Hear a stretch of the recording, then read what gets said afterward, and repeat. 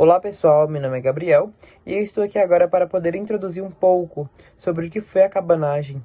A cabanagem foi uma revolta popular ocorrida durante o período regencial, entre os anos de 1835 e 1840, na província de Grão-Pará.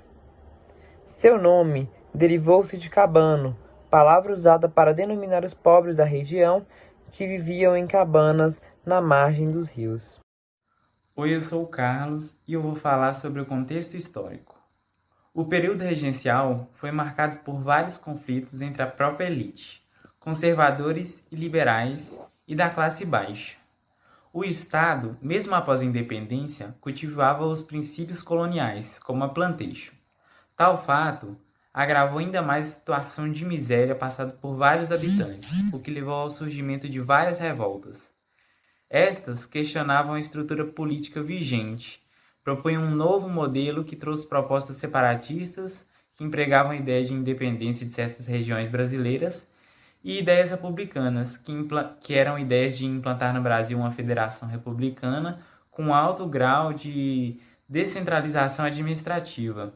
Dentre as revoltas regenciais, destacam-se a cabanagem, já que foi a única em que o povo conseguiu subir ao poder, pelo menos por um curto período de tempo. Meu nome é Wayne e eu vim falar sobre os objetivos da cabanagem. O principal objetivo foi a independência da província de Grão-Pará, onde seria instalado o governo republicano. É importante ressaltar que, mesmo sendo este o objetivo principal, cada classe possuía seus interesses principais. O povo buscava condições melhores de vida, como melhoria de moradia, trabalho e alimentação. Já a elite tinha como foco o âmbito político, queriam maior participação nas decisões administrativas e políticas das províncias. Bom, agora eu vou falar das causas da cabanagem. É importante a gente entender que ela se diferencia em duas classes, a classe pobre e a classe da elite. A classe pobre, ela era formada principalmente por mestiços e índios, e eles estavam indignados com a situação, eles acreditavam ser deixados de lado pelo governo e estavam muito insatisfeitos, principalmente com os privilégios que as oligarquias locais recebiam. Do outro lado, a gente tem a elite, que era composta pelas classes médias, grandes fazendeiros, os comerciantes locais, e eles estavam descontentes com a situação da política local. Olá pessoal, voltei aqui e agora eu vou falar um pouco sobre as revoltas. Em 1835, o movimento organizado pelo fazendeiro Félix Clemente Malcher e Francisco Vinagre tomou a capital da província, Belém, e prendeu e executou o presidente Bernardo Lobo de Souza. Então, os cabanos instalaram um novo governo chefiado por Malcher.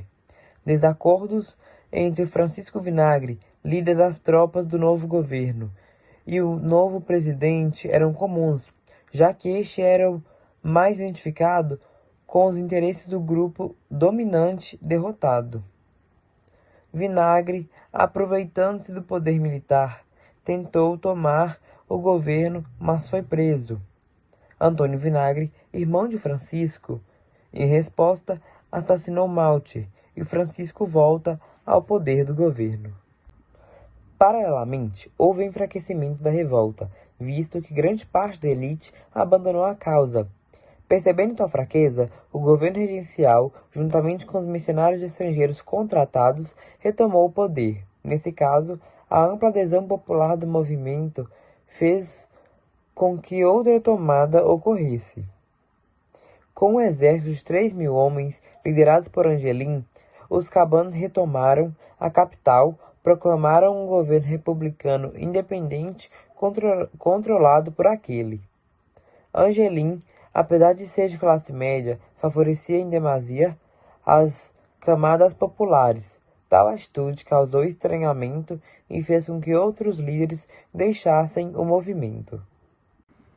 Porém, tanto a falta de apoio político no interior da província, quanto de também outras províncias, juntamente com a escassez de recursos, prejudicaram a estabilidade da República Popular. Logo, com sucessivas investidas militares imperiais, o mundo cabano foi se enfraquecendo.